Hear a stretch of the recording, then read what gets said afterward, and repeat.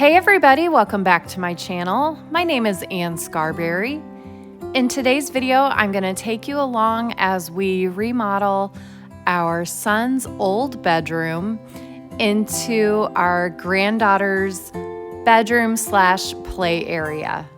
I cannot believe that Levi has been moved out for 4 years. I just can't believe he's an adult.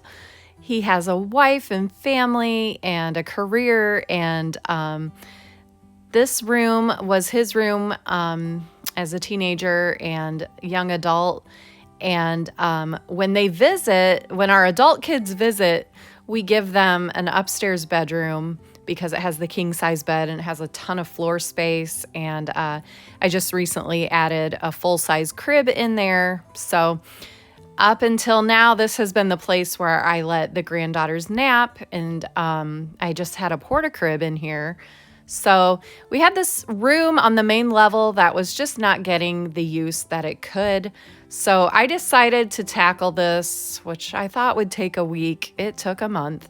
So I decided to rip off this board and batten, which was no small task. And it turned out to be quite more of a project than I anticipated.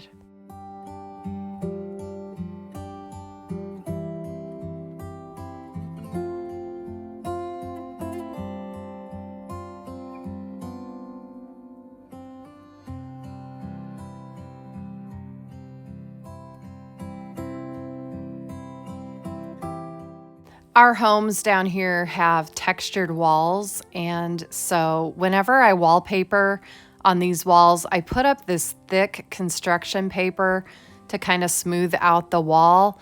I'm not sure this is the right way to do it. It's the way that I have found to make a nice, smooth wallpapered wall. So I just went through the wall and patched up the major dings that I put in the wall while taking that board and batten off. And I put up this wallpaper. I know it's showing wrinkled on camera. As it dries, those wrinkles do smooth out, and the wallpaper was nice and smooth as it dried. I did panic a little bit as this was drying, and I was like, oh my goodness, what was I thinking? White, it shows all the wrinkles, but as it dries, you just have to trust the process. I am not a professional wallpaper or paper hanger, I think is the right way to say it. I am not professional, so don't follow anything that I do. This was just my method, and it worked. This table was out in our lanai, and it was a table that I thrifted years ago, and it had started to really wear down with being out in the elements and the humidity. It was really rickety and falling apart, and all of the trim was popping off.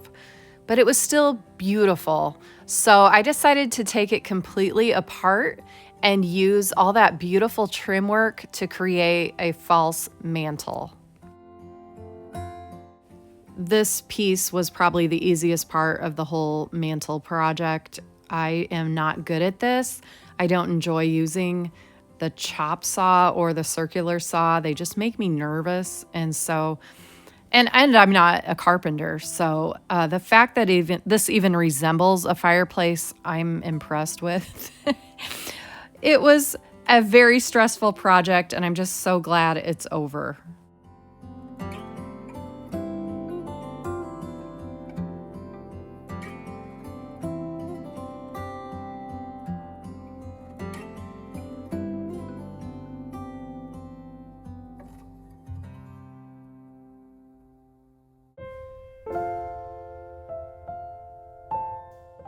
When I was trying to decide what to do for the curtain, I wanted it to be unique and something interesting and not overdone.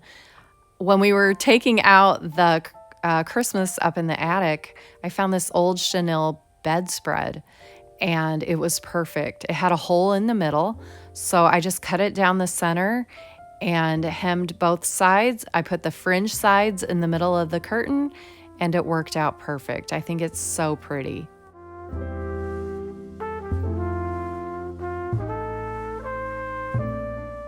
Years ago, I thrifted this old iron baby cradle, I've used it for holding Boston ferns. I thought it was really interesting and cute as a fern holder. But now that we have this pretty little room, I decided to spray paint it an antique white and then went back with some rub and buff and detailed the top round little beads at the top. And I think it turned out really cute.